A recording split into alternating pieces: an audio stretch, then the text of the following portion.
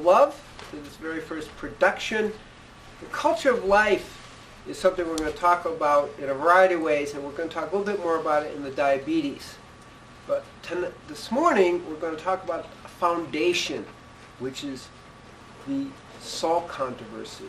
And I'd like to maybe start with it and really talk about where did this confusion come that something we've been using for, 5,000 years, probably before that, is suddenly, by some people, and I'm going to say a little bit in the natural hygiene and life, in aspects of the live food movement, are saying salt isn't good for you. Well, how did that happen? Where's the misunderstanding? And that takes us back to a very simple principle. It's called the culture of life, life force concept, which is the principle behind all live food. So let's go back a little bit in time and understand where this confusion came from. And it starts in the brilliant work in 1780 by Lavoisier. And Lavoisier made the point, he was a brilliant chemist, he was the father of chemistry, that all life is about chemistry. And then in 1846, there was a big meeting in Germany where four of the great leaders got together, the biochemists and so forth, and they basically said the same thing, except they used the word biochemistry. And basically they said, all understanding, all real science, okay, is really about biochemistry when we're talking about the human body. Now, we have to ask some simple questions. When you have a body has freshly died, and a living body, the chemistry is the same. But there's a difference. And we should maybe keep in mind that I think it's 80% of all the Nobel Prize winners, what they found actually is later to be proved to be inaccurate. And we're kind of talking about the same thing here. Because somewhere along the line, common sense gets forgotten. So is there a difference between a living body and a dead body? Immediately. Well, biochemically, there's no difference. No difference. But something's missing. And what is it? It's called the vital life force, right? Vital life force. So any discussion of nutrition and many of the topics we're going to be talking about has no meaning unless we understand there's a thing called the vital life force. Now, one of the problems with discussions about food and salt get completely confused if we ignore the vital life force discussion. We call this frequency. And we are not just biochemical beings, we are electrical beings. And we're actually multidimensional beings. So keeping that in mind, we immediately see the difference. So for example, if you take pasteurized milk and regular milk, calves fed on pasteurized milk will die in 3 weeks. They're the same biochemically. Point being made, let's kind of move on. Well, we've got to understand that the discussion of real salt, let's say healthy salt, and what we get in the store is very, very different. But let's go a little bit further before we get into the details. What are we? We're a bag of salt and water. Doesn't that sound really romantic? Well, some of our bags are a little bit nicer than others. Some are a little bit sexier than others. But nevertheless, we're a bag of salt and water. Salt and water. Okay, we actually should be water and salt. The prime nutrient is water. And we understand that water is a multi-dimensional frequency accumulator working in all planes. We can't live without water. We got that part. But there's a little bit more to it, because you're not a bag of distilled water. That wouldn't work. We would die if we were just all still water. What happens is something else. It's the combination of salt and water that's the primal energy that's in us. We come at one level from the primal soup.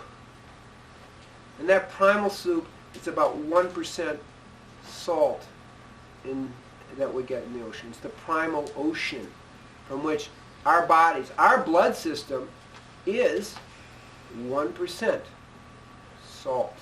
Now we're not talking about sodium chloride, so let's get really clear. We're talking about salt, which, depending on where you get your salt, is maybe at least 82 minerals.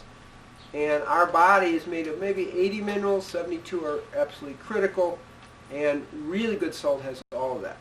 But we want to just get the idea again that we are this primary frequency of salt in the water. We're, depending how well hydrated we are, we're born about 75% hydrated, and if we don't take good care of ourselves, we may go to a level of dehydration of 60%.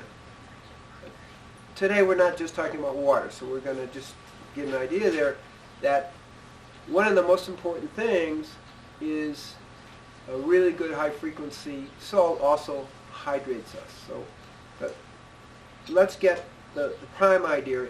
We're a bag of salt and water. But we got to be a good bag of salt and water, one that works. So what is the difference? Because the criticisms of salt, and this is the confusion, people say salt as if everybody's the same, all salt is the same. Of course that's not the case.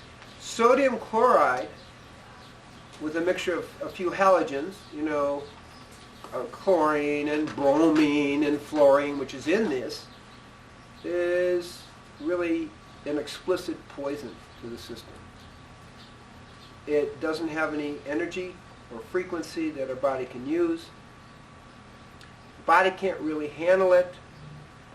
We need 0.007 ounces a day. We can eliminate somewhere between 0.4 and 0.7 ounces of salt a day, and the average person takes in 10 times that amount of regular table salt. And what happens is the body can't handle it, can't get rid of it, and it begins to accumulate it, and it deposits in the joints, the bones. It forms with unusable protein, uric acid, that gets deposited in the joints, bones. We call that gout, rheumatism, all the different things, because the body has no way to process it. And eventually, that toxin builds up in the system, and at least 50% of the people are what we call salt sensitive, meaning, again, sodium chloride sensitive, that will cause high blood pressure. Okay? But it causes all kinds of things. It causes edema, and then a lot of women are worried about cellulite, right?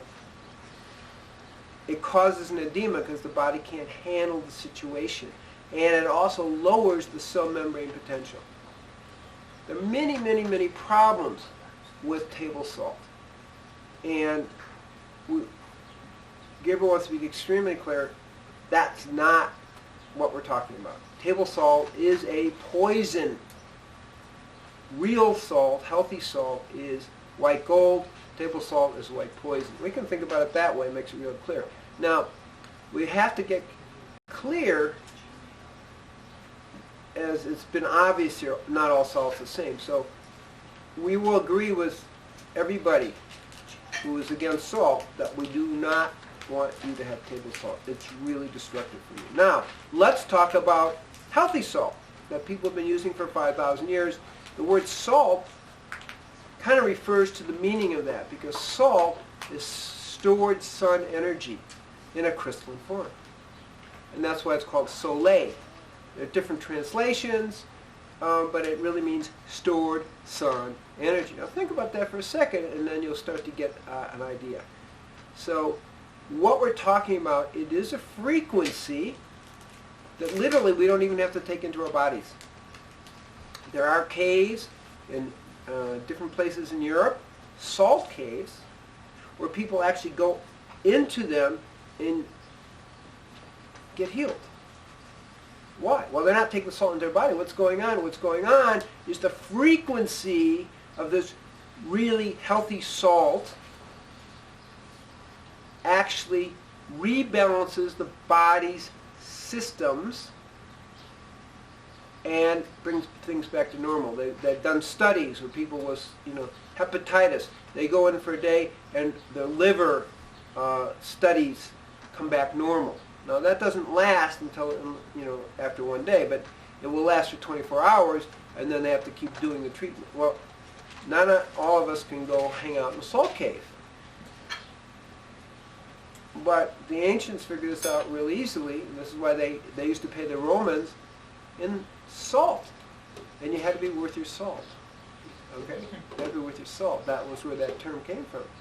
So when you take salt in, healthy, real salt, and we're going to define that a little bit more in a moment, you are taking in the frequency of the sun stored in a crystalline form, and it's a cube form. Water is a tetrahedral form, and that actually releases a frequency into the body, just like when you're in a salt cave, that rebalances everything. Now, some research has been shown, because there was research on this, that within 15 minutes of taking the salt combination, all your meridians go to normal. All your meridians go to normal. And the Russians did some of this research with a technique called prognos. But we have the Wolfe machine. We have different ways to test things electrically, testing the meridians. So this is very testable. So keeping that in mind, when we're taking healthy salt into the body, full complex salt with 72 minerals, and some salt has 82 minerals, we are actually taking in the frequency of the sun that's stored in the salt. It dissolves in the water, and we are back into the primal ocean. Most people are kind of depleted because we've been using junk salt. We'll call it junk salt and healthy salt. Maybe that's easy. The junk salt, which actually dehydrates you, because the body can't cope with it. I mean, when you eat it, the body has to use up about 23 times the amount of water in a cell for every so much salt that's taken in that the body can't utilize to neutralize it. But ultimately the body can't do that. And so the result is the body becomes dehydrated from the table salt, the unhealthy salt. Keeping that in mind, we start to look at frequency, okay? And what happens is when we take this frequency in, your vital life force is increased. Now, just a little bit of understanding. A little bit of understanding is that the average, let's say, electrical potential across the cell membrane, where the whole game is played out in many ways, or only one level of the game is played out, is 70 millivolts. Less than 70 millivolts, you're unhealthy. At 70 millivolts and above, you're pretty healthy. And 200 millivolts, you're really healthy. Okay?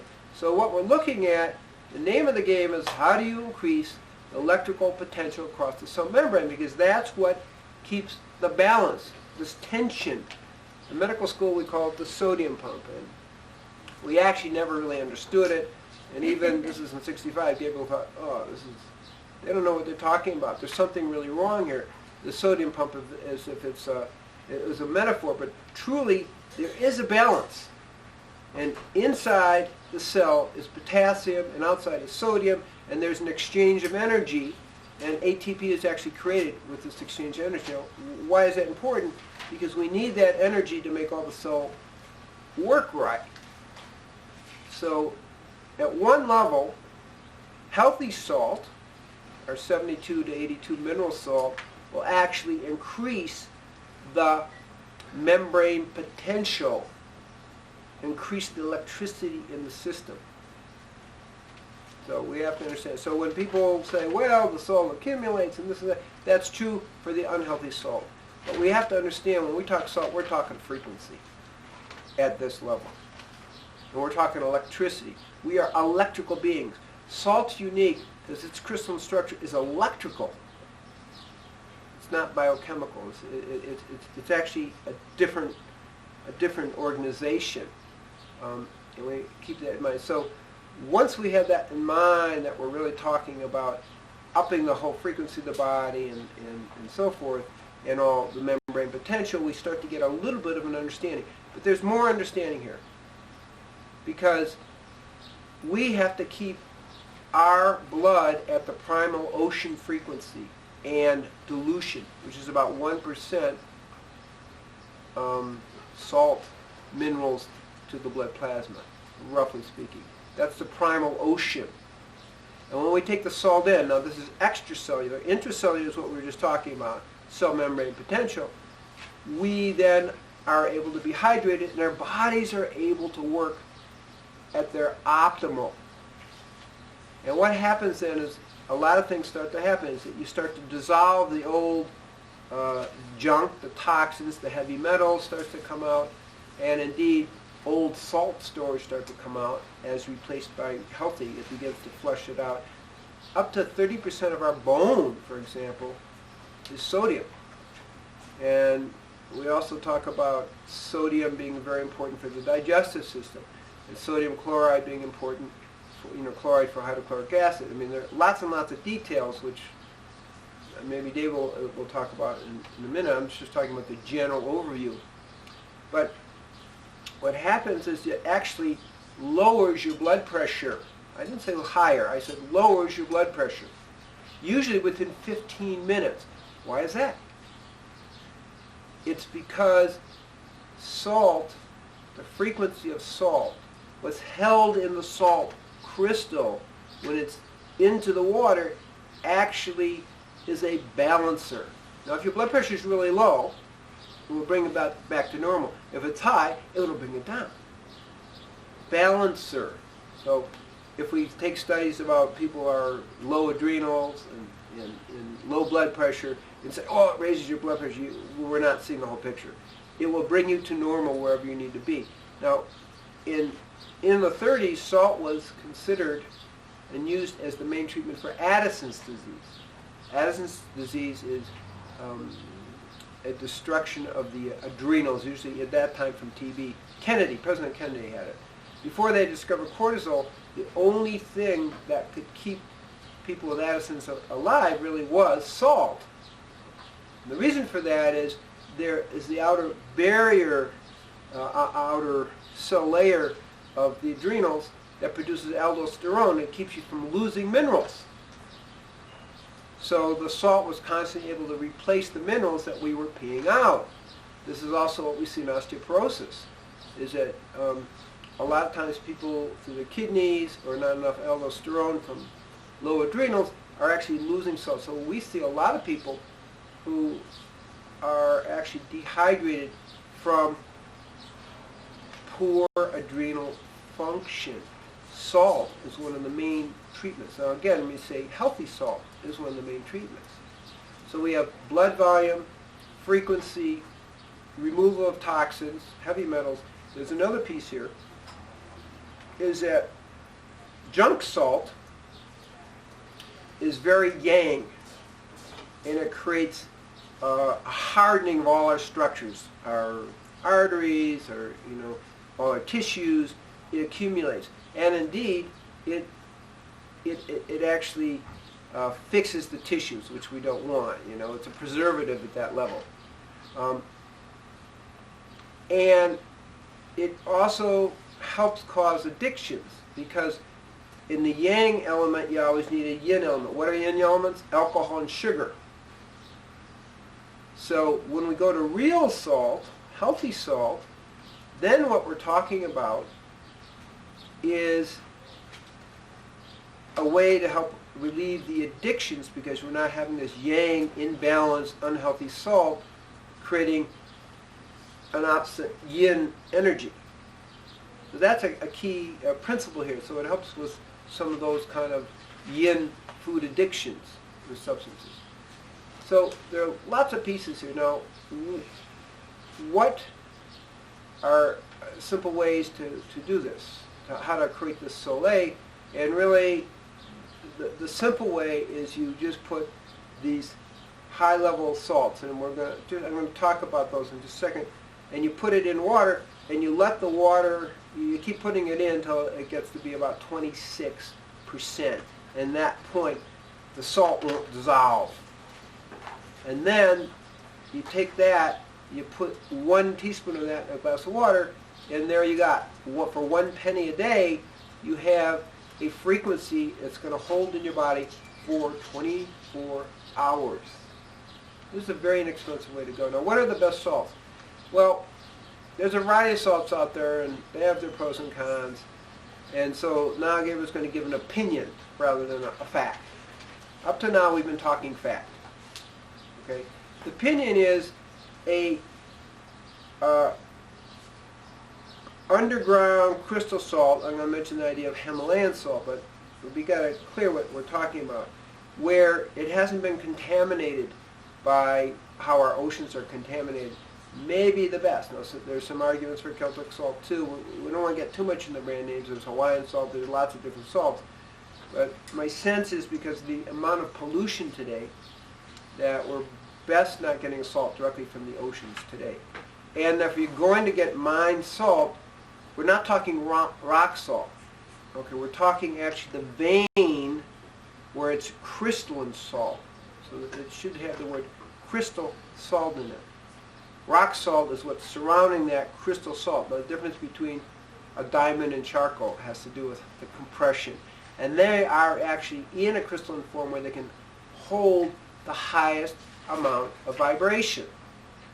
So that has to be, I'm going to call it salt that really says, the original crystalline salt, which is the veins are in these salt mines.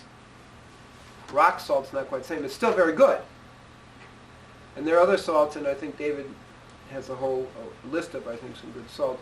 But there's some principles here to consider. Again, this is opinion, not fact. What we said up till now about the life force, just to summarize it, is the junk salt, the table salt, is a white poison. It causes all kinds of hardening in all our structures,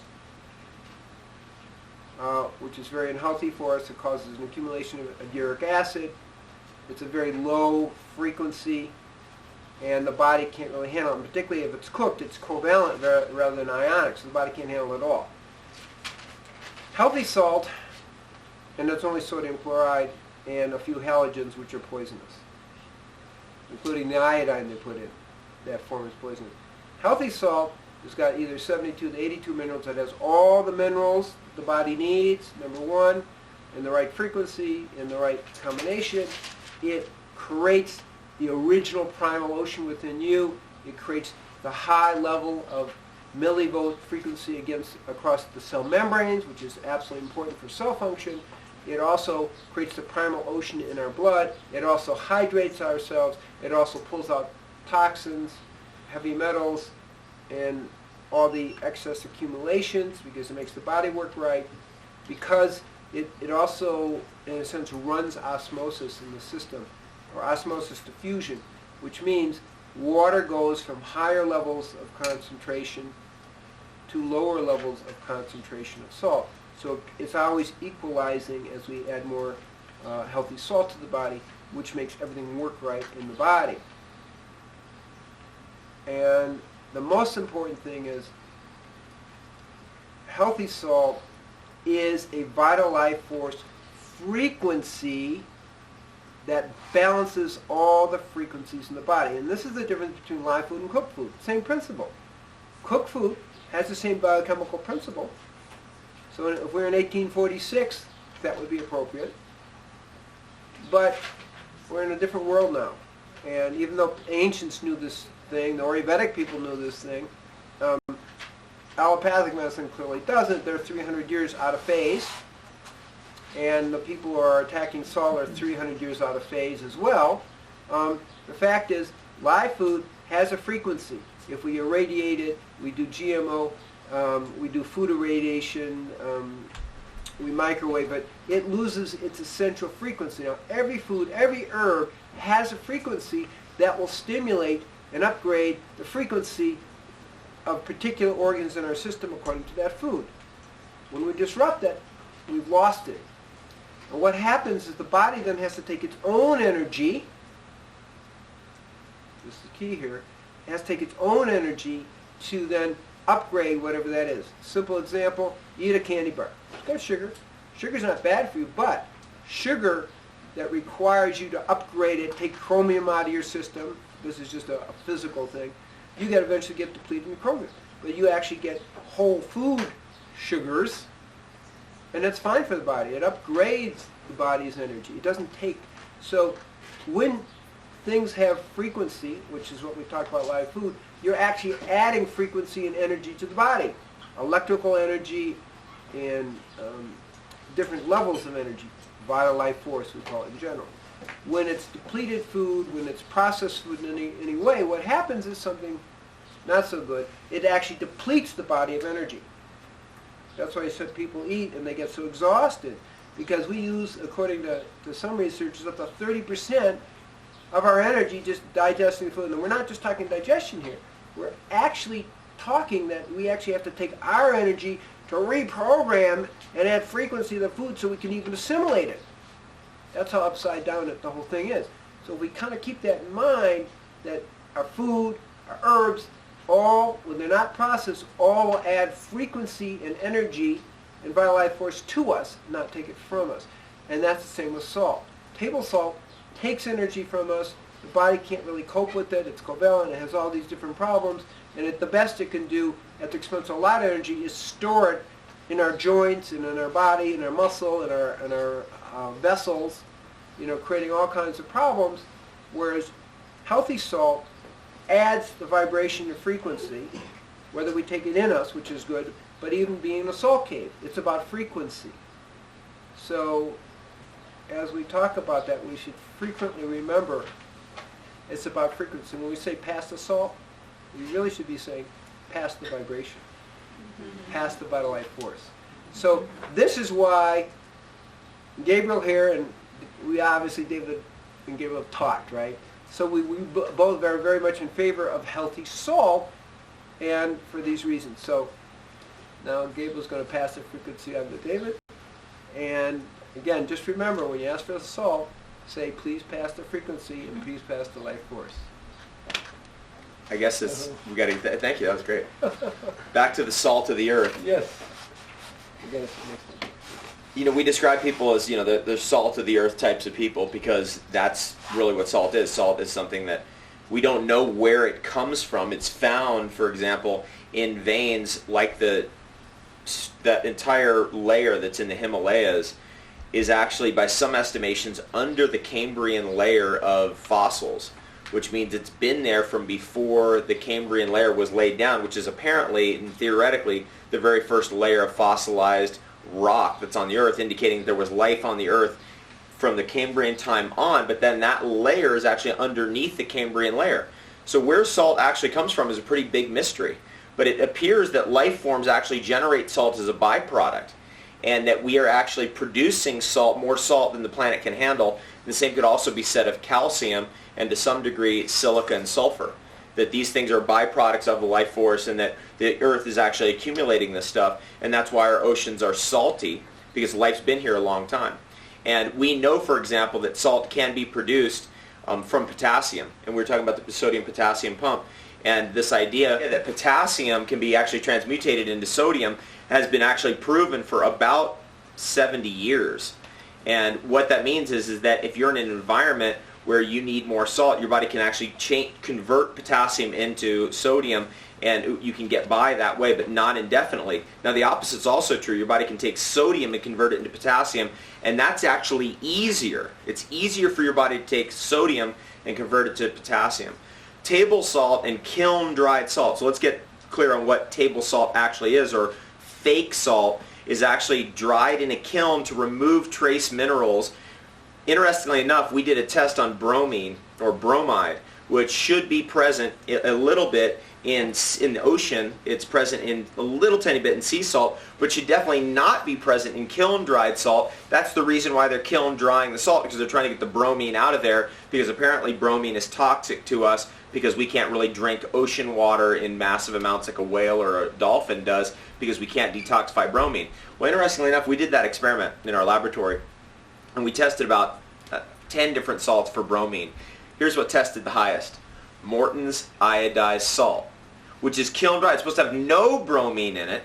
And even Celtic sea salt, which had a very, very small amount of it in it, should easily have more than Morton's iodized salt, but it didn't. Morton's iodized salt actually had bromine in it, or bromide in it, which is toxic in a certain amount. In addition to all that, kiln-dried salt, which is supposed to be cooked to get all those trace minerals out, is usually treated very poorly. And let me give you an example of what I've seen in Chicago. If you're ever driven through downtown Chicago, you can see there's a Morton's iodized salt factory in downtown Chicago, and occasionally they have the doors open. And if you look, first of all, salt attracts moisture out of the atmosphere. So you can imagine a downtown environment where there's particulated rubber coming off the car vehicles, the CO2 emissions, the pollution, which then gets wound up in the moisture in the atmosphere, and it's just being literally sucked by that salt, giant salt mounds that are in that warehouse right to that salt. So all the pollution is getting right onto that salt, and it's just literally dumped on the floor of a warehouse. So, who's actually making sure that there's no particles of grease or whatever's on the floor of that warehouse getting into the salt that ends up being used as table salt and or preservative in food? I've met many natural hygienists over the years that say, oh, I don't eat salt, I'm off salt, totally. But then you find out that they are having some processed food and cooked food, and what's being used as a preservative of that processed food, for example, bread that you buy in a store or soup that you buy off a shelf, is table salt. So in fact, they are actually having salt, and this is where we get this confusion, like, oh, I don't actually eat salt, I never put salt in my food, and it's showing up in that processed food all the time. And you also find people cheating who are on the no-salt diet, which means they're eating potato chips that have salt on it or pretzels or something, because their body actually, you think, oh, they're just addicted to the potato chips or the pretzels, but in fact, really what they are doing is their body's going, look, we need some kind of salt, and because you're not getting it over here, we need to just get it from over here. And this is like a Band-Aid because it's not really the real salt that we need. Going back to what you were addressing before about the origins of the word salt, salivate is derived out of the word salt, the original word salt, the Latin root of it. Of course, the big one is salary, which is the Roman worth pay. Your salt. Worth your salt. So our word salary is, they used to pay the Roman soldiers 1/4 of their actual salary was salt, because if you're moving, if you're on the move, you find out very quickly that if you're sweating, you're going to need salt to hold water and moisture onto yourself. And this is a whole critical part about hydration, which you've referenced, that you have to actually have water and salt to be hydrated. A lot of people become dehydrated because they drink too much water and not enough salt. What kind of salt is the right salt? Definitely not the kiln-dried salt, definitely not the Morton's iodized salt. And then we have to look at rock salts that come from out of the earth, like Himalayan pink salt. I read a really incredible entire chapter out of a book randomly. I opened up this book that I had and had an entire chapter on how that salt layer was laid down, or the different theories about it in the Himalayas. And you're going to find salt layers like that laid down right in the central bands of the United States. If you go down enough in Europe, right, Salzburg, Austria is actually a salt mine. It was a very important city in ancient Europe because that's where everybody got their salt from.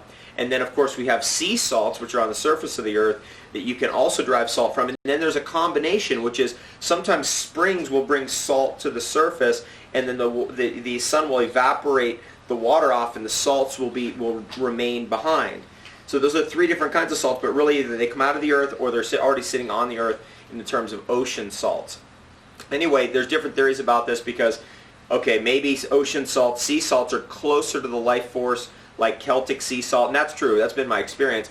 And then we have the contamination problem. Okay, what about the contaminants that are coming from industrial chemicals that are dumped in the ocean and all of that? Then there's the rock salts, which are further away from the life force.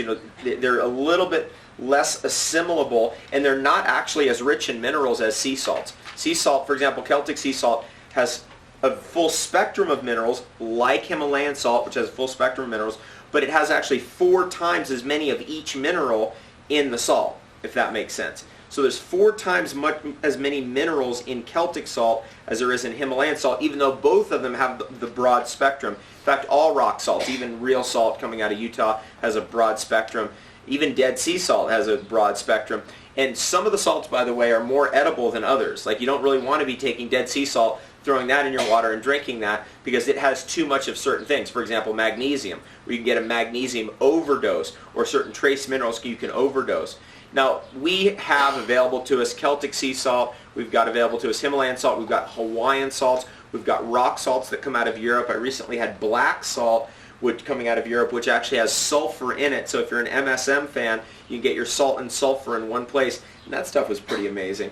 And then we've got rock salts that come out of mines in the U.S. We have rock salts that are still coming out of mines in Poland that are available. You get this stuff. You go to salt websites, there's 20 different, 30 different salts you can get online. And they're fun to play around with. But really what it comes back to is what works the best for you, what has the historical usage behind it, which is a critical piece of all this. And then how do you balance it so you maintain that hydration level? If you have too much salt, even the right kind of salt, you can become dehydrated. Right? Because you can't just eat salt only and then expect that the water's just going to show up out of the air, which it's going to be a little bit, but not enough. And then you can't also have so much water that you don't get enough salt. So this balance is something that you figure out for your own individual metabolism based on not only your metabolism, but where you live, the time of year. In the summer, you need more salt. Salt's cooling. Actually, when salt is biologically transmutated into potassium, it cools you off.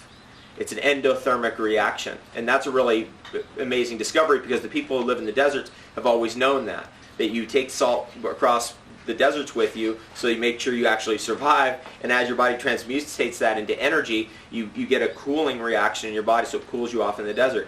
And then you got to look also at your ethnic background. If you're maybe Northern European, you have an intolerance to huge amounts of salt. But if you're more Mediterranean, desert dweller type of a person, then you can handle more salt in your diet. Meaning that if you're more hot weather desert type of a person, salt's going to work better for you. Then you have to look also at your metabolism, kapha and pitta vata. If you're pitta metabolism, meaning you kind of are excited towards anger pretty easily, then too much salt can actually toss you in that direction. Let's review what we're saying here. I could go all day long about different metabolisms, different types of environments, different altitudes, and how much salt is required. And really the best judge of that is you. You do need some salt that is coming from a source like sea salt. Can you get it all from celery? And in my experience, that you cannot get it all from celery. I've known so many people over the years who said, no, I'm a natural hygienist. I can get all the salt I need from whatever. And when they really actually ate only raw food, so they weren't getting any processed salt, kind of on the sly, what ended up happening is that over a period of a year or two, they became very dehydrated. And actually, people can become dangerously dehydrated from not having salt. That would call it prune brain. The brain actually shrinks from the dehydration to become like a prune. Brain. Is that what's happening to natural hygienists? You want to make a statement like that? That's cancel clear. We didn't make that statement. Anyway, you could tell that we've actually had a few interactions with people who are delivering what we call a platitude or just a random statement just because, we don't eat salt because it's poisonous or whatever. Just things that just make no sense. But because we're in such a reactionary type of environment where we're literally bathed in toxins since the time we're born, and then once we realize that, the reaction can be an extreme reaction all the way to the other side, which may be equally or even more unbalanced. We have to be very careful that we don't flip into those reactionary states of consciousness and reactionary states of behavior without really checking in with people who've been there and done that. Because I've been there and done that, so have you, and you've seen it, I've seen it. We know what happens. And I actually mean, when we say prune brain, we mean prune brain. One of the main causes, you got 2% dehydration, your brain does not work as well. And we see people who are, quote, senile, and one of the problems is they're dehydrated, and you hydrate them up, and suddenly their mind starts to work right. So there really is an issue here of prune brain, shrunken brain, that affects your thinking process. It's a joke, but it's a reality. Particularly in older people. I want to mention this about fasting. A friend of mine, actually Woody Harrelson, emailed me the other day, and he's like, I'm going to do this long fast. What do you think I should do? And I said, well, if you're going to have a lot of water, you should definitely have some salt. And he's in Hawaii, so it's going to be Hawaiian sea salt. What that means is that even fasting, you can very clearly see a difference when somebody is fasting just on water. And what happens during the fast, they go through a much rougher time than if it's water and a few pinches of salt in with the water to give that hydration or that balance. Because if you don't have the hydration, then while you're fasting, you may not actually be getting the cleansing occurring, and you could be accumulating toxins without being able to release them properly. And just to add to that, I told actually it was Woody, that maybe you should consider just a green juice fast, because a distilled water fast is really detrimental to you. And that is the reason why we, don't do distilled water fast here at the tree, for exactly what you just said. I don't think it's really as effective as you just said, because you're not eliminating your toxins, you're actually holding on to them. And so we kind of recommend green juice fast, and we do recommend taking a pinch of salt in addition, for that very reason. We had a friend of mine that he did a fast about 18 months ago, and he did it on distilled water, just distilled water only. 21 days, had a very rough time, extremely rough time. Then did the same exact thing 6 months ago in the same place, using a little bit of sea salt, also some minerals, just and vortexing the water, and had a totally easy time. Now that's really interesting, because that can kind of tell you that a lot of the stuff that we get through the natural hygiene circles of people who've done fasting and have had a really rough time, and all this like ups and downs and having no energy and all this kind of stuff, a lot of that is related to the wrong kind of water with no salt in it, no minerals in it, which can make the fasting environment much more difficult to endure and make it much more challenging for the individual, when it can be a lot easier, a lot safer, and a lot more cleansing when it's done right. And a lot more fun. And a lot more fun. But I think that the thing here, what we're also talking about is, no matter how much water you drink, remember, we're a bag of salt and water. If you don't have the salt, you will actually start to dehydrate no matter how much water you're drinking. So we have to keep that in that metaphor, that funny metaphor, bag of salt and water, in mind if you're really going to have optimal physiological function. The alchemists always point out the power of salt in relationship to the great minerals of the earth. One of them is sulfur, of course, one of them is salt, and the other is mercury. And when you start looking at like metallurgy, you see how mercury is like an attractor for all the other metals. That's why they stopped the gold rush in California, because they were using mercury to get every last little bit of gold out of all this gold they were mining out of the hills and bringing out of the rivers. And they contaminated the Sacramento River, and they contaminated the San Francisco Bay as a result of that, and the Yuba River, as a matter of fact. Because mercury has this very special property. Well, we know that sulfur has very special properties, and the alchemists were on to this whole thing about, hey, if you take in enough sulfur, we call it MSM today, or DMSO, which you'd use topically, that it has some kind of really amazing effect on lubricating your joints and helping you detoxify. The same could also be said about salt. Salt has incredibly interesting properties. Salt, for example, when you separate out the sodium out of salt and you just have sodium by itself, sodium is reactive upon touching the atmosphere, any water at all. In fact, it will explode. And we have done experiments, because we're going to get into this conversation about Ormus. We've actually done this, where we took molten sodium. So you get sodium heated up, and you by itself in an enclosed environment away from the atmosphere, so there's no moisture, and you toss it onto gold, just pure gold, and it will actually explode, and what's left over in the chamber is this black soot. And when you scrape that black soot off, you realize it's not carbon and it's not gold, and you go, well, what in the world is this stuff? And you find out that it's actually Ormus Gold. So that's a way of making Ormus Gold, and that's why I believe, if you're really clever and you're an alchemist and you've really been looking at this for a long time, that the salt of the metal is actually the Ormus form of the metal, because molten sodium can be used to actually flip the metal back into its Ormus form. Now, the reason why I say all that is because salt has very interesting alchemical properties, not only out in the laboratory, but in your body as well. And we referenced being able to convert over to potassium as in an endothermic reaction. But also salt, it has a very strong affinity for water. I mean, salt and water together has really interesting properties. And salt is a crystal, and it crystallizes. And we know that crystals can carry consciousness and also emit or be a radio tower for consciousness, both sending signals out and bringing signals in. And this is one of the reasons why I know you, Gabriel, are a fan of the salts that come out of the earth, because they've absorbed those frequencies, the telluric forces of the earth, and then when you take that in, it actually reconnects you or grounds you to the frequencies of the earth. Anyway, a little bit more on sodium, because it's so darn interesting. I actually ate that Ormus out of there, and that was done on molten sodium. And there's a few things I want to mention about that. One is that I ate that, and after a little, just a little bit of that powder, and I felt that more than any Ormus product I have ever taken. Second on that is that when I took that residue and I put it in a container, I had it in a little wooden container with a screw on top. One day I opened it up and I looked in there, it was gone, but I could see that it had levitated on the sides, like it had come up the grooves on the side. And I looked at the top and it was on the top. Now, I looked at that the other day and almost all of it has escaped out of that container. It's not even there anymore. I'd like anybody to explain to me how that's possible. Like the stuff escaped out of the container, actually levitated out of the container after throwing molten sodium onto gold and metal. I mean, what does that mean?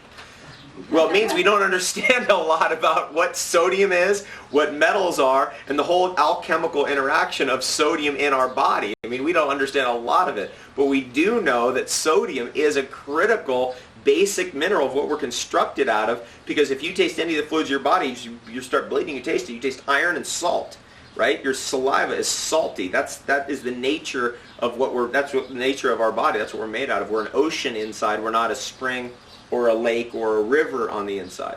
I mean, to get a little bit sexy about it, what do we have in sperm? It's 1% salt. We're transmitting a whole vibration or frequency of that life force into the ovum. You know, it is the ocean of life that's in the sperm. Maybe some of you people have tasted it, maybe they haven't. But the point is... Should we have people raise their hands? I see some people blushing. But the point being, very clearly, you're talking about transmitting this frequency of life force of the primal ocean in the act of making love. That's what we're talking about. So it's pervasive.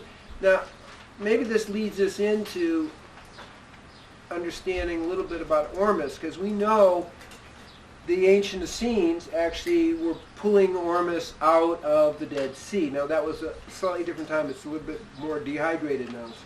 Yeah, I mean, I think the point is clear. Let's just review the point. The point is that salt is necessary. It's an important part of a balanced diet. To have no salt is dangerous. It's risky, and there's actually no research that supports that position. And if you're confused about it, just keep in mind that the kiln-dried salt, the salt that's used as a preservative in food, is not a natural salt. It's been heated. It's actually literally been cooked. A lot of times it has minerals added to it. It's covalent. Can't be used. So, and it has, for example, iodine is sometimes just added to it kind of haphazardly.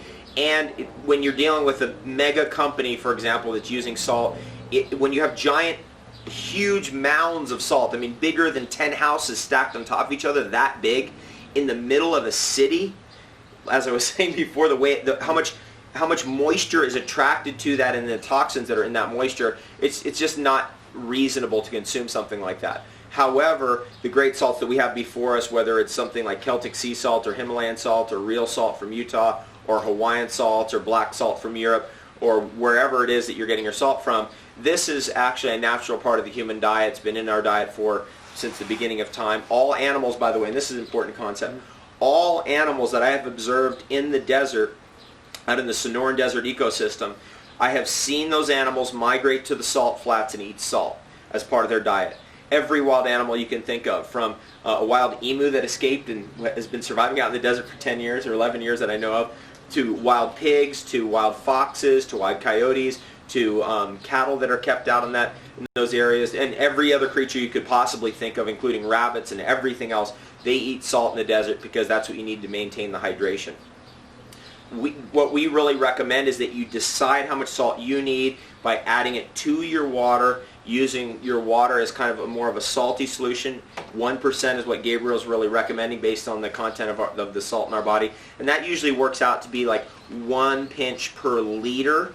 1 pinch of salt per liter, and then you can start getting that reasonable salt level. Now, me personally, I need 2 or 3 pinches per liter, because I can handle a higher tolerance of salt. My body's a little bit different. You just have to figure that out for yourself.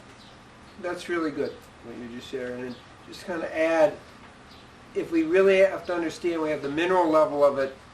Everybody needs ionic salt, different ionic versus covalent. Please keep that in mind. All cooked salt, even if it's ocean salt, sea salt, if it's kiln dried, it's covalent. The body can't use it. It has to be ionic. The salt that we're talking about, the healthy salt, so I'm going to use the word authentic salt, is, and will break down into ionic, which then means it can go into the cells, it can be intracellular, which is kind of where all these interactions have to happen. as well as in our blood.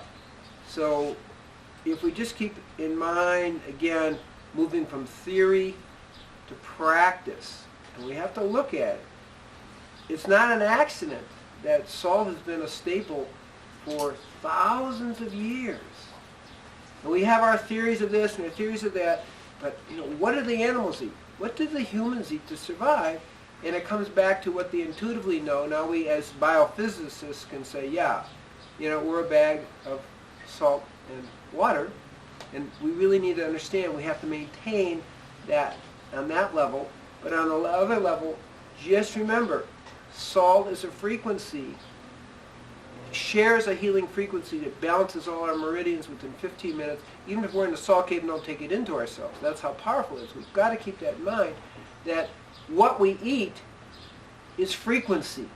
And that's also the secret to live food. So we keep that in mind, we begin to understand we want an ionic, full spectrum salt, and as David pointed out so clearly, it has to be according to your constitution. You have to do a little trial and error to see what works. And, for example, kaffas need a little bit less salt because they already have too much water in the system. Salt will draw the water. But Avocado is actually balanced by a lot of salt. This is very different. So there's not one salt ratio for everybody. And everything we talk about live foods, about anything, has to do with our constitutions. But remember, please pass the frequency. If you just keep that in mind, it brings everything about live foods, all the principles, and it takes us from biochemistry and chemistry to biophysics to quantum mechanics into really an understanding about everything what we do is really about frequency and not about biochemistry. Although we acknowledge the biochemistry level, that's only one layer of it. So with that, I think I'd like to ask David to go and talk a little bit about Ormus, which is somehow connected to the salt and to the Dead Sea.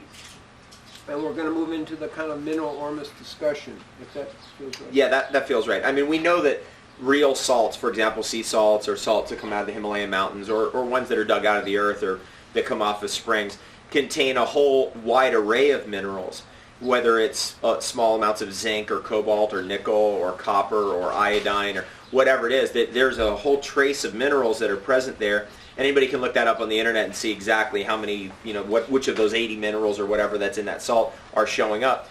But one of the things that we learned in the last 30 years, due really to the work of David Hudson and then subsequent research beyond him, because I think he made some claims that were just a little bit far-fetched and just kind of extended things a little bit further than... He made claims based on his not direct experience, particularly with the Kundalini and so forth. He didn't have direct experience, so he really got off. Yeah, and I think he also made some scientific conclusions which were a little bit of a stretch, but nevertheless we really thank David Hudson for putting a concept on the map for us. And here's the concept. The concept is that there are minerals that exist in nature, or atoms, atomic matter that's in nature that does not fit the periodic table of the elements. So Mendelev's periodic table of the elements, which by the way, and interestingly, came to Mendeleev in 3 dreams he had on 3 separate nights. That's how he constructed the whole periodic table of the elements. When we think of the most rational and logical of all sciences, which used to be physics and chemistry, a lot of that came about due to a dream. Descartes was visited by an angel that told him that he would describe the universe in line and number, or measure the universe in line and number, or something similar to that. That came to him in a vision that he had. So it's even the most extreme physical sciences of the past really came about due to an irrational phenomenon. At any rate, Mendeleev charted out the atomic matter that we came to believe, and really through Lavoisier came to believe that everything is constructed out of these things, which are the 115 or so, 112 or so minerals, from all the way from hydrogen to uranium and everything in between. And that is not true. Actually, I know that that's not true because I've actually done enough laboratory testing on this to actually prove to myself that, whoa, there is a major mistake in the way that we identify atomic matter. And what was figured out is that there's another dimension. This is a way of looking at it. The periodic table of the elements, if you're familiar with it, is 2-dimensional, right? It's a column and a row. It's a column and a row, and then everything fits into there. But in fact, there is actually a 3rd dimension going in of depth. of that chart. It's a three-dimensional chart. Metals like gold can exist in another form, which we call the Ormus form, and if you test them using current analytical methods, what you'll find out is that Ormus Gold tests as silica. So it doesn't even test as gold at all. Then you can flip it back into gold just by putting it in sunlight, then test it again, and you'll find it tests as gold. Well, right there, that proves we have an amazing opportunity and a big discrepancy, which indicates that things that we thought were silica or identified as silica actually could have been something else. The same is true with carbon, the same is true with iron, the same is true with calcium, and potentially several other minerals that we normally would say, oh, it's carbon. Well, in fact, it's not all carbon or it's silica. It's in fact not all silica. And David Hudson, discovered there are holes in the Mendeleev theory of the elements, and these holes are what we call today the Ormus form of matter, which is that third dimension on the periodic table. I think that's why David Hudson had so much trouble, because they were using traditional analytic understanding and they couldn't understand what was going on. It's like, you get this frequency, but it's not what it is. That's really what just drove him crazy, because what happened was he was playing around in the desert out here, actually in this desert. Yeah, he's from Arizona. He's not alive anymore, but was from Arizona. There's a basalt rock in this desert, and basalt rock can be treated with cyanide, hot cyanide. Now, don't do this at home. But this is what a lot of like desert rats out here do who are playing around with like agriculture, because when you're playing around with agriculture in the desert out here, you have to use sulfuric acid on the soil in order to get the black salt into a white salt that will actually leach out, so you can get the salts out of the soil so you can farm out here. And a lot of people who do that kind of work start playing with chemicals. Next thing you know, they get a big kind of Glad trash bag kind of plastic sheet down on a side of a hill in the desert, and then channel it all down into a Folgers coffee cup, literally, like that kind of a, those coffee, whatever, those tins or whatever they are. And then what you do is you just take a spray and you spray the basalt rock with hot cyanide. Of course, you wear a gas mask when you do this because it's completely toxic. And then what will happen is you'll leach out of the basalt rock heavy metals, which will include gold and silver and all other kinds of precious metals. And then that will come down this Folgers coffee cup, and then you do a metal separation, which is fairly easy to do. When you separate all the metals, though, what ends up happening is you have stuff that's in there that is really heavy. It's like a heavy metal to some degree. It tests as a metal, but it's not a metal. And that was called ghost gold. And that's been known in the state of Arizona by people who do this kind of stuff for hundreds of years, literally almost 300 years since Europeans first showed up in the state of Arizona. That material is the stuff that drove David Hudson crazy, because he kept going to different people, metallurgists, scientists, physics people, all different kinds of engineers, to try to figure out, hey, what actually is this ghost gold? Because it's not, what it assays at is not the chemical properties that it has. Like, it will assay as carbon and iron, but it doesn't have the properties of carbon and iron. So it's not carbon and iron. Eventually what he discovered was he had another form of these metals, like gold, or silver, or rhodium and iridium, in this ghost gold, and that stuff actually had anomalous properties. We call it strange matter, currently now called Ormus. And he then made another really critical discovery, and this really kind of brings us to where we're at now, which is he found out that this stuff was very highly concentrated in living organisms, more highly concentrated than all trace minerals combined. And that discovery is what kind of caused me to go, this is something I need to really look at, because if we're really dealing in nutrition, we know that minerals are the basis of nutrition, but we could be consuming all the wrong minerals because we didn't even know that this stuff existed. And once we get onto the right minerals, maybe we could have some unique and interesting results, which appears to be the case, and we'll elucidate that and explain that as we develop this conversation over the next 20 minutes. That's good. I think that before David Hudson came about, and was really dealing with it at the biophysical level, we go back to the ancient Egyptians, we go back to perhaps in the king's pyramid, in the king's chamber, and it's said, I mean, we weren't necessarily there, but when they did break into it in Western Europe, it was covered in this white powder, which we are assuming is Ormus. And some of the history of the Essenes, and also through Moses, is they actually know how to extract this stuff from the Dead Sea. which may be, and you can correct me if it's not accurate, may be one of the highest sources of Ormus on the planet. By all estimations, the Dead Sea, I mean, different natural compounds concentrate Ormus. Water is one of them. Salt is the big one. Mm-hmm. And then oils concentrate Ormus, and then even the atmosphere, the air can concentrate it, meaning it can roll it up or hold on to Ormus molecules. But the Dead Sea, apparently, by all estimations, is the highest natural source of the Ormus minerals of any place in the world. I have seen that in a number of different ways, not only by chemically separating out the Ormus out of Dead Sea salt, but also growing plants with Dead Sea salts and Dead Sea salt extracts, especially aloe vera. And then you can very clearly see that the aloe vera is sucking up something from that salt that is anomalous, because Dead Sea salt and aloe vera have an amazing affinity for each other, and there's no way that an aloe vera plant should be able to survive that much sodium or that much salt in a mixture of soil with that plant, and there's no way it should be able to survive, but it does, and not only does it survive, it thrives in that particular kind of environment. So that's good. That's key, because we do our fast by the Dead Sea. We actually take people and we go floating in the Dead Sea, because we're doing the fast right next to the Qumran. But the point being is they were able to extract it, this is the key concept, from the Dead Sea and sell it to the Romans. And Moses was using it when we talk about the 12 loaves of bread, and perhaps, because we weren't there, but perhaps they were 12 gold Ormus loaves of bread that were in the great temple, and then they added a little frankincense to it, which somehow activates the Ormus effect, and they were playing with these energies for purpose of consciousness.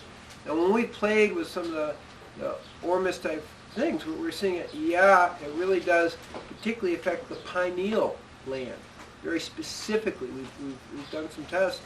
And why pineal? Because that's one of the, it's the seventh chakra, and it affects opens up your ability to absorb the frequencies of higher consciousness.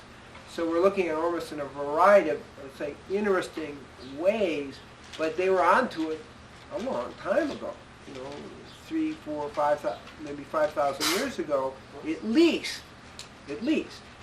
And metallurgy, it said, was actually brought by the fallen angels as something that was taught to the people, and this is probably part of it, because it's even possible, we'll get really far out there, this is theory, that interdimensional beings were coming here to get some of that Ormus. It is possible. There's no proof of it. But somebody knew something about what's available on the planet Earth, and they were wanting these frequencies to enhance their own life force. So we'll kind of go with it that way. So it's not a new idea. David, Hudson didn't find something new, but he took it to a new, let's say, functional use, so we can start reproducing it. I think that's fair to say. Yeah. Reinterpreted what had been. He rediscovered it essentially, and put it in a language that lay people could understand, and that I know that I could understand. That would allow me to actually go from zero and develop, our own Ormus kind of like research, which is right, both in farming and also in like laboratory, like chemical work. Now, Ormus is not just one thing, obviously. There's Ormus Gold, which is one type of mineral. There's Ormus Silver, which is another type of mineral. There's Ormus Rhodium, which is another type of mineral. There's Ormus Hydrogen, which is another type of atom. There's there's Ormus Nickel, there's Ormus Copper, Ormus Cobalt. There's all kinds of different Ormus forms of metals, but we're all kind of clumping them together, just like we'd clump all the metals together in one category. We're also clumping all the Ormus together into kind of one category.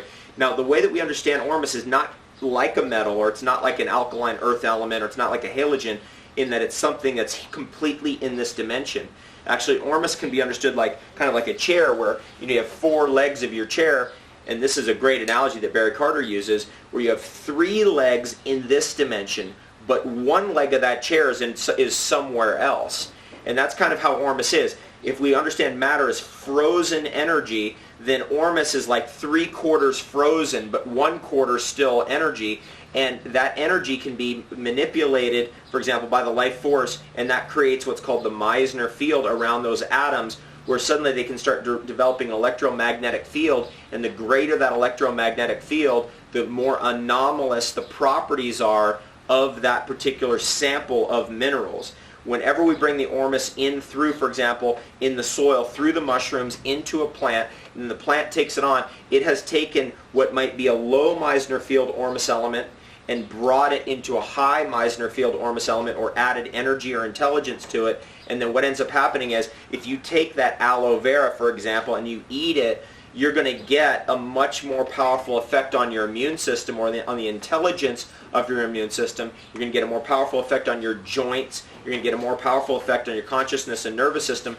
which appears to be where these Ormus elements congregate. Just like any mineral, like if you take in silicon, for example, it has a tendency to congregate in your bones, your joints, the structure of your skin, hair, and nails, etc. We could do the same with sulfur. We'd say if you take in tons of sulfur, it's going to congregate in your liver, your pancreas, your skin, hair, and nails. It's going to be used, for example, in your digestive capacity, to help you digest food, beginning with the enzymes in your pancreas, with the insulin, etc. So different minerals have different things that they do, and this is true also with the Ormus elements. So again, the Ormus elements congregate in our joint surface, they congregate in our nervous system, they congregate, so they're affecting our consciousness and the glands in our brain, for example, like the pineal, and they congregate in our immune system. And therefore, if we look at the high Ormus content foods, we find that it works on those particular things specifically. And if we look at where we have problems today in nutrition, we see that those are the areas where we have problems. Nervous system diseases, joint surface diseases, which is arthritis and derivative problems of that nature, and of autoimmune disorders or immune system problems. And that's why, for me, like from a farming perspective, everything we do is all about getting the Ormus into the plants that concentrate the Ormus elements or atoms preferentially to other elements. That's an important distinction, right? Like some plants concentrate calcium. That's, you eat broccoli, it has a lot of calcium in it. But, a pea sprout doesn't necessarily have a lot of broccoli or a lot of calcium in it. So different plants have different things in them.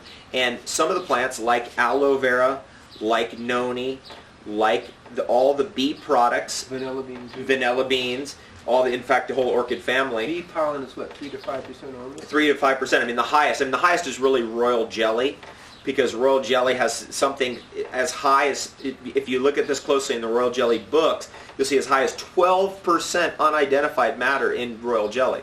Sometimes it's as low as 5%, but sometimes it's as high as 12%. That's absurdly high, that there's compounds in there that science just goes, we don't even know what this is now, when we're supposed to know everything about everything. You made me think about something. And this is a little bit of work from David Hudson, is that, not exactly from David Hudson, but stimulated by that, is that the high Ormus foods and materials are very good for treating cancer. We're not making any claims, so we're talking about some of the theoretical research. And what we're looking at is, on the DNA, you have these kind of free strands of DNA, not free, but they're kind of attached to the DNA. And supposedly, this is all theoretical work, that in that platinum group that are kind of Ormus in a certain way, they actually put a tremendous amount of electron energy into these strands that ups the total frequency. And so we can say a little bit from the Ormus that we're getting a tremendous amount of electron energy somehow coming into the system, something like 13 million times higher, some enormous number. Now, that takes us back a little bit to salt. There's one other thing that Gabriel forgot to mention. The salt is a universal antioxidant, because it is, now again, we're talking salt, we're talking about crystalline, high energy salt. It stores a tremendous amount of electrons in a variety of ways in all its minerals. So when that comes into the system, universal means in every compartment of the body. So like E and C are very good as antioxidants in the plasma, in the blood, where certain things are, selenium is good for the brain and other places. But salt goes everywhere, okay? and it is a universal antioxidant, giving a tremendous amount of electron energy. Remember, it's a electrical crystalline structure, different than all other crystals.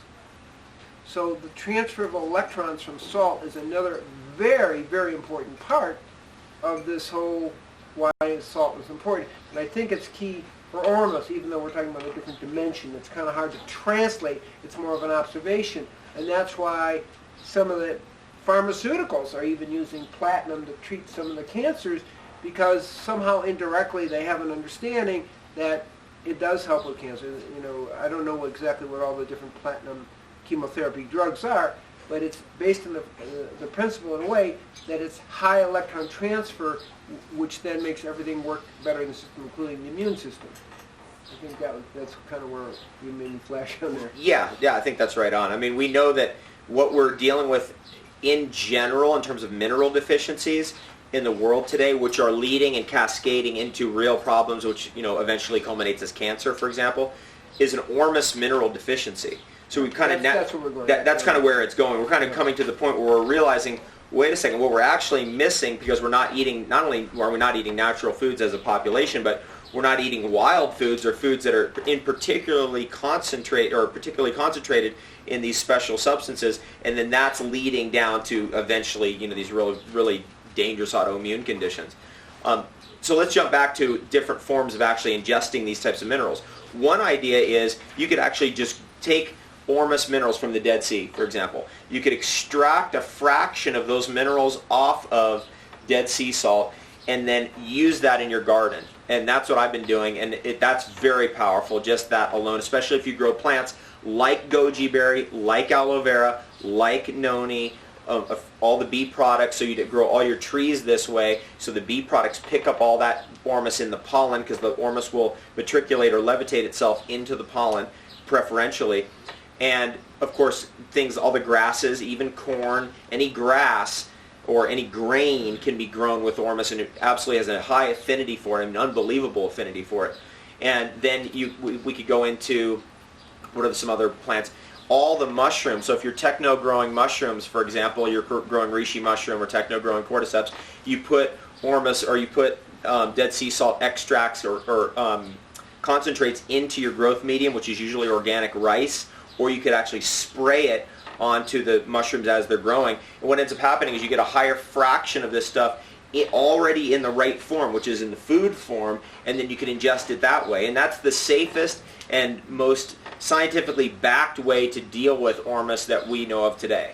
The second step of all this would be to actually take metals and push them back into their Ormus form and then ingest that form right there. Now there's two challenges with that. One is that when you've taken a metal is basically dead to some degree. I mean, it channels in some energies, cosmic energies out of the universe by its existence, but it's not living anymore. And you push it back into the Ormus form has a low Meissner field. So once you put that Ormus form in your body will use what it can to give that thing a Meissner field and really get it going and actually get it into your life force, into your body. What this looks like, actually, what that increase in the Meissner field, how you create that is by vortexing the substance with the Ormus in it. Can you explain? I don't know if everybody understands what a Meissner field is. A Meissner field is an electromagnetic field with no polarity. So there's no north and south. You just have an EMF field, and it's a very highly organizational EMF field. And this apparently, the Meissner field of Ormus elements may be the thing that gives the Ormus element its effect on consciousness. Because what you're doing is you're basically channeling in an EMF field that's coming in from another dimension. It's self-sustaining. It's kind of like it never runs out of gas. The Meissner field never just collapses unless there's an event that occurs, like an explosion or implosion or some kind of crazy event occurs. That Meissner field may be the reason why the Ormus elements can actually, for example, provide intelligence to your immune system on how to deal with whatever it's dealing with, or provide intelligence to your consciousness on how to connect with the higher and lower and mid frequencies of the cosmos that you're not connected to right now, etc., etc. But the key is that when you take an Ormus substance, and this is something I'm progressing towards, but I have to be very careful, because if I take an Ormus extract, like we do our gold Ormus extract, actually, if somebody could pass me one of those, I just want to show what that looks like. you go. Let's toss that up here. Is it open? No. Okay. Can I open it? Actually, I just got it off the table. Okay. So I'm okay, gonna open this. Okay. Yeah. Okay. So if I open this is we took gold metal, pushed it back into, first of all, purified it to 99.9999% gold, which actually the Canadian Maple Leaf coin, which is supposed to be 99.999%, isn't. It's 98.6% real gold. That's important for you to know because every 49th coin, they get another coin out of it. Even that's a big worldwide scam on gold, by the way. Anyway, so we take that and then we push it back, and then you can see that liquid in there. It's got a little bit of a haze in there. That's mostly silica, about 1.6% pure Ormus Gold. If you see these products on the internet that say, our product is totally pure Ormus Gold and it's all this white powder, that white powder is all silicic acid. Usually it's 99.5 or more percent silica, and a very small percentage of Ormus. The silica has to be there as to hold it, as the carrier, or else the Ormus will actually escape. You can't actually contain it in something like this. Even though the Meissner field is low, it still is so powerful, it will try to escape. So what we'll do is we can take this and we can just put that in our mouth, and then our body will take it and convert it and draw it into the Meissner field. We'll ramp up the Meissner field and add energy to it by vortexing it through all the veins and arteries and capillaries and lymphatic system of our body. Now here's where I'm kind of progressing to, is taking this right here and then vortexing it for you, so we ramp up that Meissner field. Now here's the problem: is I'm afraid it's going to implode.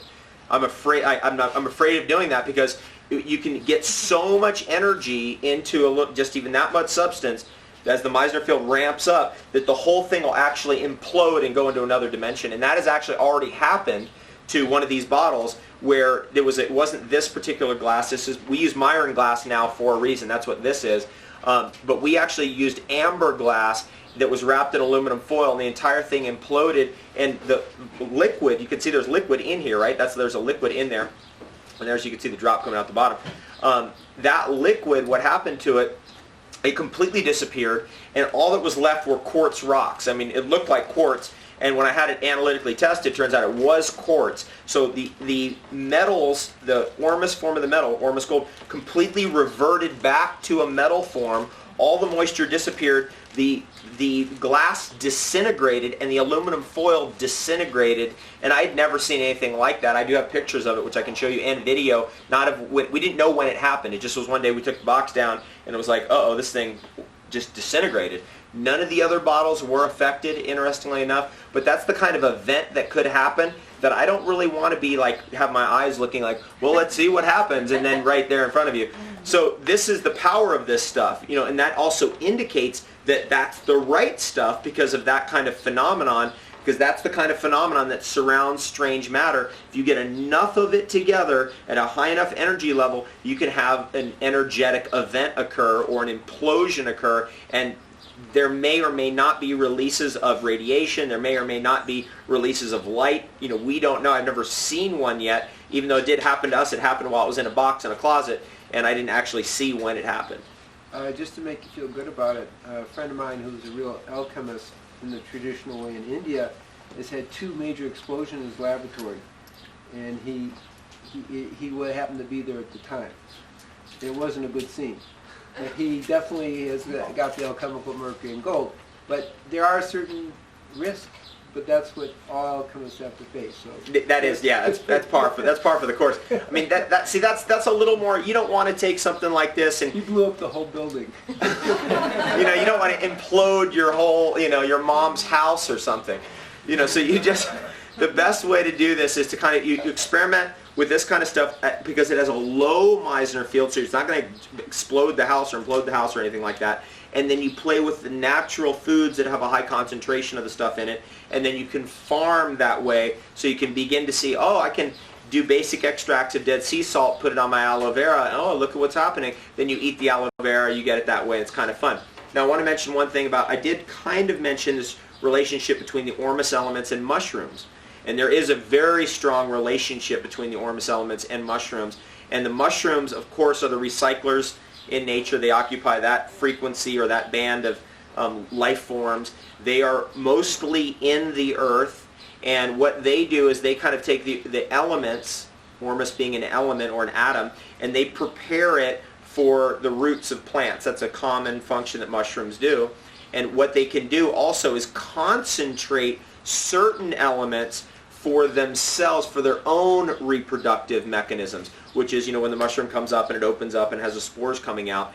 Those spores have been found, first of all, at every altitude of the Earth's atmosphere, which is really interesting. They're the only life form that's ever been found at 200,000 feet, for example. Meaning that they've been sending planes up there way up in the upper atmosphere, or even spaceships that open up a little thing, goes and they capture a bit of that air up in the upper atmosphere, and then they come back and analyze what's in that atmosphere, and mushroom spores have been found at every altitude of the Earth. Therefore, they can survive the vacuum of space, and the mushroom spore itself, the structure of the casing of the spore, or the shell of the spore, has been discovered to be consisting of silica, carbon, and anomalous matter. And it's the most electron-dense substance that Mother Nature actually produces, and it's the only substance that we know of that Mother Nature produces that can actually survive the vacuum of space. And it's very likely that what's really going on when, say, a tree dies and the mushrooms eat it up and then send out the spores, is that they suck up all the ormus out of that tree, concentrate it into the spore shell, and then that spore shell, because ormus has levitative qualities, that spore shell under the right catalyst, the right weather systems, cold and heat, will levitate up into the upper atmosphere and could actually escape the Earth's atmosphere and actually go into outer space. I think one of the key things is the word electron. Because one way of understanding, besides the different frequencies and energy, is ormus are a really high electron matter. That somehow there's that ormus. Remember, our bodies are usually electron deficient, particularly if we're doing things like, alkaline water and eating junk food.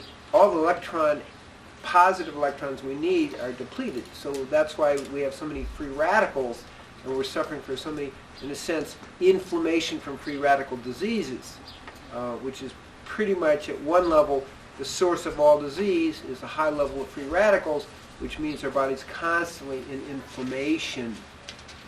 So when we're doing high ormus, or even when we mention the salt, we're bringing a tremendous amount of electrons into the system, which neutralizes all the free radicals which are causing the inflammation in every single organ system in the body.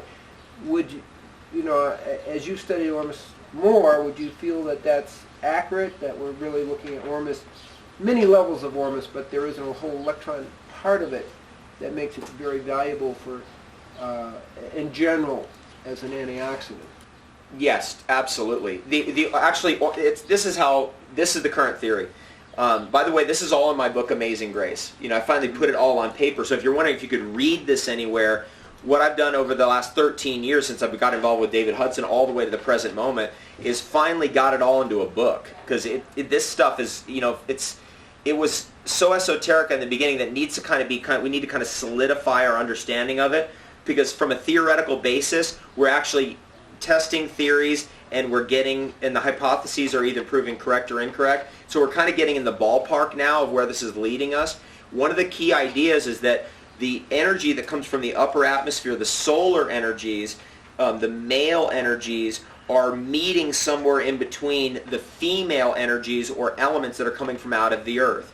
And it appears that the primary female elements that are coming out of the Earth are actually the ormus elements, which are essentially pure antioxidants, because they completely reduce, it would be the word, the solar energies coming in, and they bind them.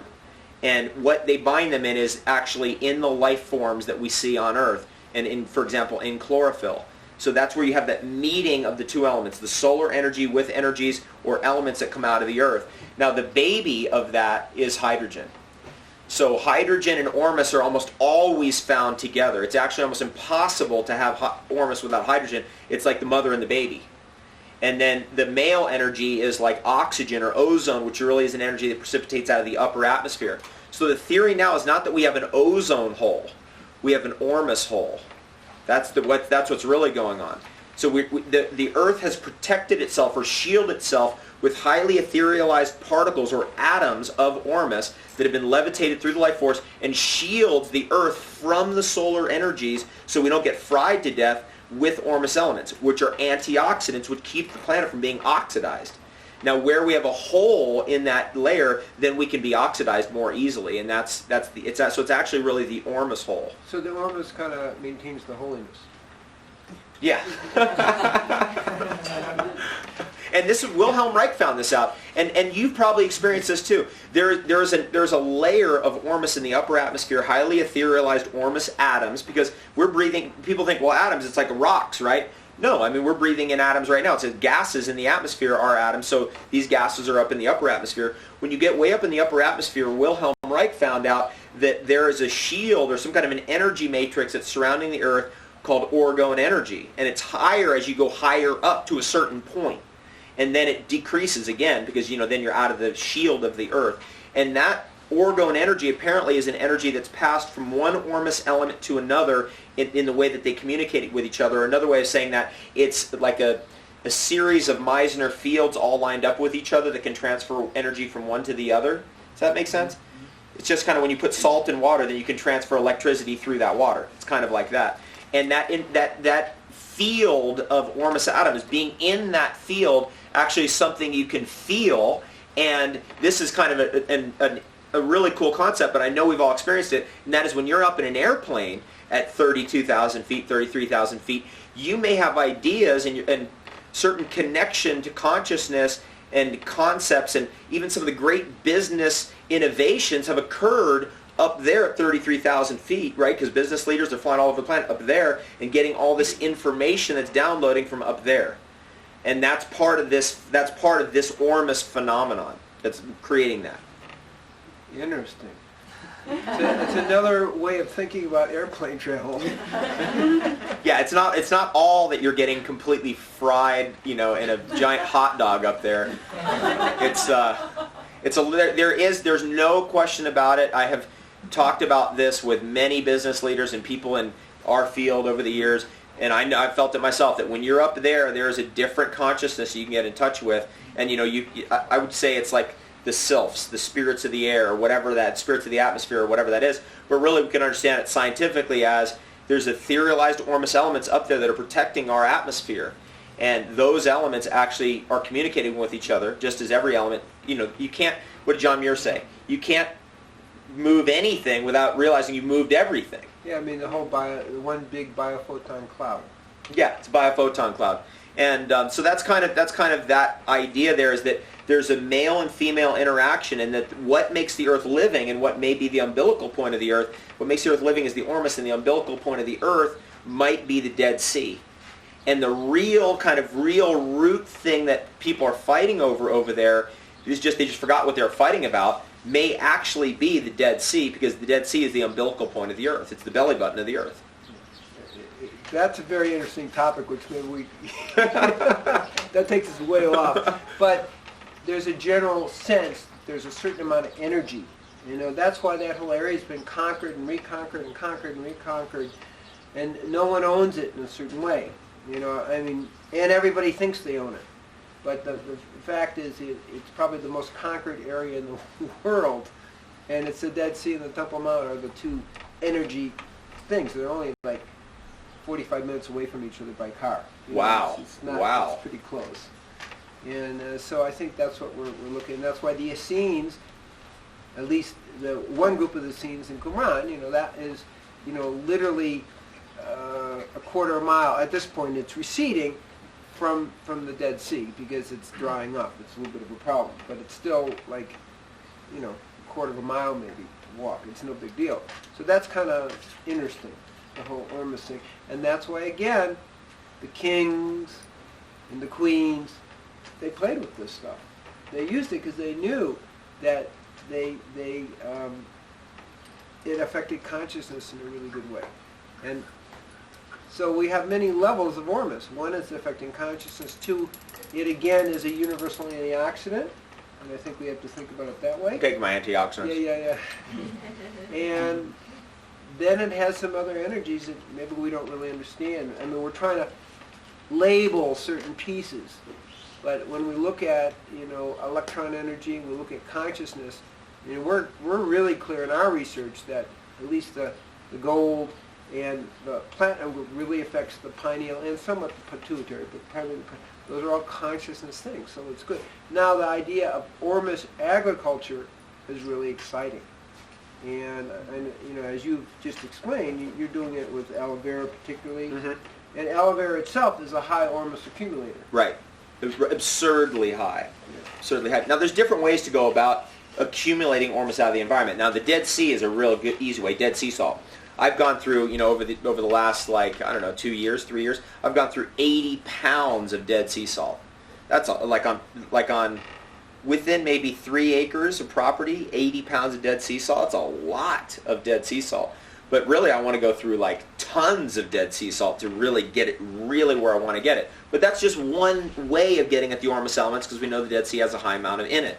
Another way is just ocean water. Living ocean water is very high.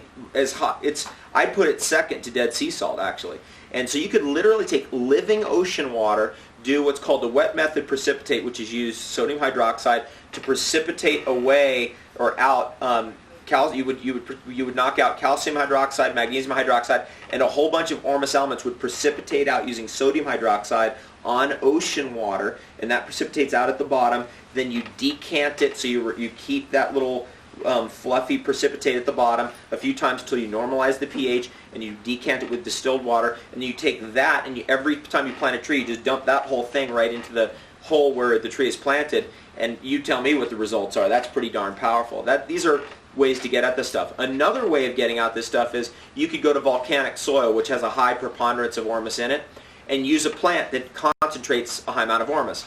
Let's say it was... Noni, isn't that one? Noni is a good example of that. It grows in the volcanics, doesn't it? Noni will grow right on a lava field. So you could literally take, 500 noni trees and plant them out on a lava field. Use the noni to mine the Ormus for you, and it mines it right into the fruit.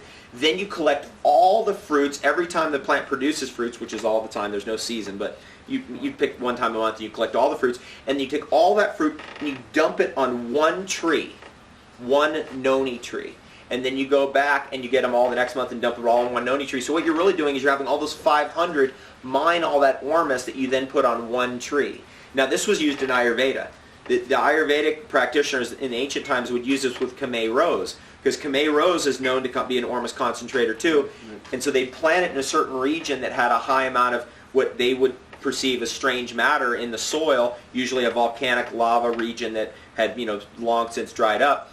And then they'd plant about 500 plants and then take them all after a year, dry, powder them. They would reduce them they'd either burn them under a reduction reaction where they wouldn't let any of the atmosphere escape, and you basically burn the hydrogen and get it all down to an ash, dump it onto one, or they would just take them all and dry them, crush them into a powder, and then dump it all on one.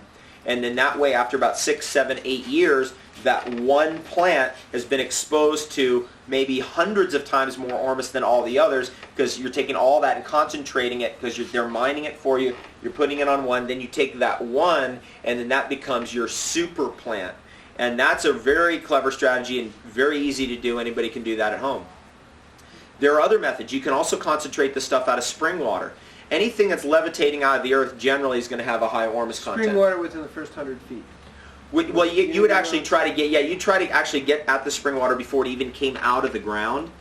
And there's different ways to go about doing that, but generally once that spring water comes out of the ground, it will mate with the oxygen right in the atmosphere, right on the spot, because the Ormus is trying to actually evade the oxygen. That's why it comes up at the high mountain springs. It's trying to levitate closer to the sun without being hit by oxygen, so it will come out in the high mountains. But as soon as it pops out, the oxygen will mate with it right on the spot, and then you won't have as powerful of an effect. But if you have an enclosed spring that's difficult for oxygen to get in there, and you can get that high Ormus water out of there, and I've done that, I actually have that situation, and then get that vortexed properly in a what's called a vor trap. which we could get into, a magnetic trap, you can actually concentrate or section off the Ormus water and get a huge amount of Ormus in your water and a very low amount of any other mineral in the water, and then you drink that or you use that to water your plants, and that's pretty darn phenomenal. I mean, that right there, you could drink a whole gallon of that and never even makes it to your stomach. You actually cannot, you know how you jump around sometimes, you have water in your stomach and you can hear it sloshing around? That means your body's not absorbing that water. It means that water's not very good for you. But with this kind of water, it's so highly absorbable, it's so ethereal, it's almost not even, it's almost like a gas. It's not even hardly a liquid. You put it in your mouth and it goes right into your body. Your body just sucks it right in. It's almost like a light. That's a pretty phenomenal thing you can either use on yourself or use to water your plants. That's another way to get at this stuff. And we could just keep going on and on listing all these different ways to get at this stuff. There's not one way. There's many ways. But you have to kind of pick what's easiest for you. And it may be just using ocean water dilute with, say, distilled water or rainwater to water your plants with, because it's so darn easy. We know ocean water has a high concentration. You dilute it, you water your plants with it, and there you could be doing it that way. That's probably the easiest. And it's a 20 to 1 or 30 to 1 or 40 to 1. Use 1 part ocean water, 20, 30, or 40 parts distilled water or rainwater, and water your plants with that, and then see what happens Well, from that's there. really the kind of farming we're doing at the Tree of Life, is what we are using the ocean water concentrates, and we're doing all our plants that way. And I think the sprouts particularly, we have a whole sprouting system based on that, and it's very powerful, and the sprouts last a really long time. It's hard to really assess what really happens, I mean, it's hard to research, but they are definitely different. Yeah. They're stronger, more vibrant, and there's a bigger hit from them, and they taste sweet. I mean, we have sweet tasting wheatgrass. Yeah. And that's not an accident, because I believe what we're really talking about, high Ormus wheatgrass, because even the commercial, not going to say commercial, but organic food, so, we're looking at noni, aloe vera, vanilla bean, the bee pollen, and if you're not a vegan, you can do whatever you want, but, we're talking about the royal jelly, and what other foods are coming in? All the grains, all the grasses. Grasses. So, for example, what we're doing right now. grass form, like the wheatgrass. Like wheatgrass is an easy one, or barley grass is easy. But what we've been doing is this year we finally, all the exotic corn that I've collected from around South America and Central America, 14 different varieties, the giant corns, the speckled corn, the black corn, the blue corn, we're finally growing that with ocean water extracts and Ormus this year, and that's going to be really interesting because corn has a high affinity for this stuff as well. Amazing. I mean, corn is Maize is another term. I was making a pun. Amazing. Yeah, I didn't get that, but now I did. So there's all different kinds of things you can do for fun in your garden, but where it's going is it appears that the superfoods, the blue-green algae, the spirulina, the marine phytoplanktons, these are high Ormus carrying plants in general. That's kind of why they are superfoods, and it appears that the superfoods, even maca also, concentrate this stuff at a much more extraordinary level than other basic foods, for example, lettuce or celery so or it's like their whatever. nature to accumulate Ormus. Right, it's in their nature. Just like it's in the nature of broccoli to accumulate calcium, which is a great source of calcium. It's so you kind of, you look at all the foods that we could eat, and it's like, well, why would I have, not to bag on lettuce so much, but why would I have lettuce when I could have a goji berry that's grown on Ormus? Right? It's a very goji different berries, thing. we would also classify as a high Ormus food in general. Goji berry is one of the highest Ormus foods. Right. 36% of a domesticated goji berry of the sugars are polysaccharides. Now we know that the polysaccharides are where in the plant Ormus usually accumulates itself. So it has to do with, like, Ormus really is associated with what we call sweet matter or sugars, and the long chain sugars, which is the polysaccharides, appear to be where this stuff is really found. That's why the medicinal mushrooms have such a high percentage of Ormus. Yin energy. It's a total female energy. Yeah, it's an absolute yin energy. So that all fits with, because sweet is yin versus yang being. Okay, good. Anyway, so we know that the domesticated goji berry is 36% polysaccharides, but the wild goji berry is probably over 50%. I mean, I can just tell that by taste, because has more of the bitter elements in it, and the more of that polysaccharide hit rather than the sweet. So if we can take a wild goji berry strain and grow that with Ormus, we're even going to get better results. And so that's kind of what I've been playing around with. Is not I'm growing, of course, regular goji berries, all the Tibetan and the Mongolian and Chinese, but also the Arizona varieties, and playing with that just to see if we can get even more medicinal effects. We think it's only that out in Tibet or China, but really we are growing goji berries here at the Tree of Life. And they're from Arizona. They're indigenous here. Yeah, indigenous.